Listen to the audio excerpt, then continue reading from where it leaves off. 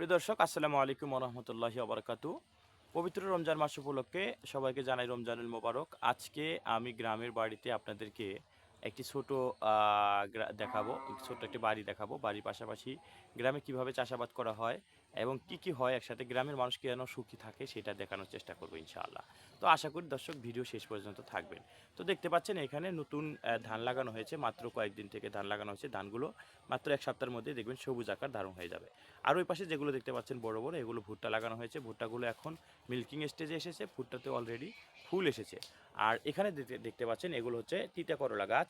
এই তিতা করলা গাছ এগুলো ফ্যামিলির কাঁচা তরকারি বা সবজির যোগান দিয়ে থাকে। এখানে পাশাপাশি আপনারা দেখতে পাচ্ছেন একটি শ্যালো মেশিন। এই মেশিনের মাধ্যমে এই জমিগুলোতে সেচ দেওয়া হয়। এখানে ভুট্টা লাগানো হয়েছে, ভুট্টার মধ্যে পানি দেওয়া হয় এবং এই পাশে দেখতে পাচ্ছেন ধান। এই ধানে প্রতিদিন সেচ দেওয়া হয়। এগুলো নিচে থেকে এই মেশিনের মাধ্যমে নিচ থেকে পানি উঠানো হয়। এটা আমরা শ্যালো মেশিন বলে থাকি। আপনারা গ্রামের বাড়িতে অনেকেই যারা ঘুরেছেন তারা অবশ্যই দেখতে পাবেন।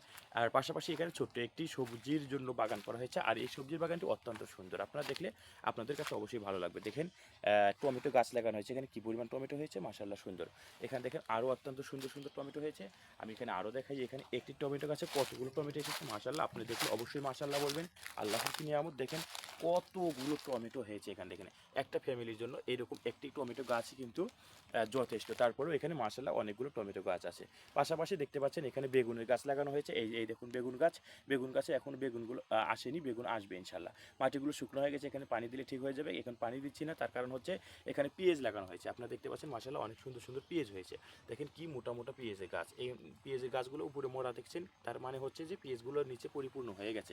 পেঁয়াজগুলো ওঠানোর সময় হয়েছে। আর এখানে দেখতে পাচ্ছেন ধানের চাষ লাগানো হয়েছে, ধানের চারা রোপণ করা হয়েছে। এই ধানগুলো ১ সপ্তাহের মধ্যে সবুজ আকার ধারণ করবে। আর এখানে ছোট্ট একটা মিনি বাগান দেখতে পাচ্ছেন। এই বাগানটি অত্যন্ত সুন্দর। রোদের সময় যখন গরম লাগবে, গ্রামের মানুষগুলো বিদ্যুৎ না থাকলে এইসব বাগানে এসে বাতাস খেয়ে থাকে।